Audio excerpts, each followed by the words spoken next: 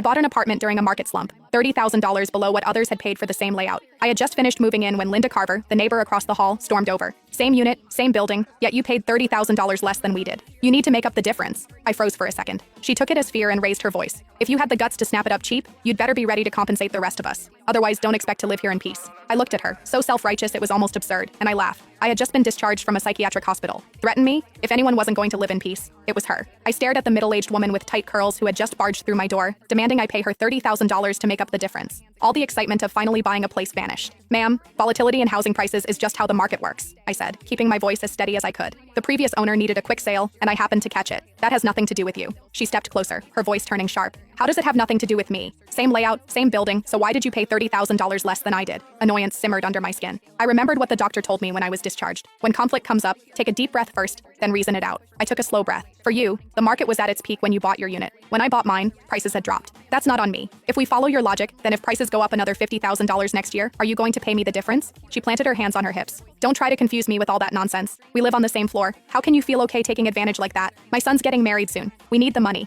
You bought it cheap, so you make up the difference. If you don't fix this, don't expect to live here in peace. I let out a short laugh, irritation bubbling over before I could respond. She suddenly lunged toward my luggage, reaching straight for my bag. Where's the money? Hand it over. $30,000 and not a cent less. A flash of anger shot through me. How could someone be this unreasonable? I was just about to pull out my phone and dial 911. The moment she saw what I was doing, she spun around and headed back to her unit. As she left, she tossed over her shoulder. If you don't pay up, we'll see how long you last here. I gave a cold laugh and ignored her, shutting the door behind me. That afternoon, I went downstairs to Harper's Corner store to pick up some essentials. Denise Harper, the owner in her 50s, scanned me up and down before asking, "You just moved in? 6th floor?" I nodded. She glanced outside, then lowered her voice. "Linda Carver from 601 just posted in the resident group chat saying you bought the place to run some kind of shady business." I froze. "What?" She sighed. "You got that apartment cheap. Their family can't accept it." She pulled up the chat and showed me. The messages were filthy. Linda Carver. At everyone. What do you reckon the woman who just moved into the 6th floor does for a living? I've lived for over 50 years. I know how to read people. What decent young woman lives alone in a place that expensive? You all know what that means. Now that you say it, yeah, that's suspicious. Where would such a young girl get that kind of money? Those kinds of gigs out there pay fast. Don't let her ruin the atmosphere of this place. Heard she's not bad looking? That makes it even more likely. Anyone got her contact? Just curious? Haha, not gonna do anything. Denise shook her head. They drove out the last person who lived in your unit the same way.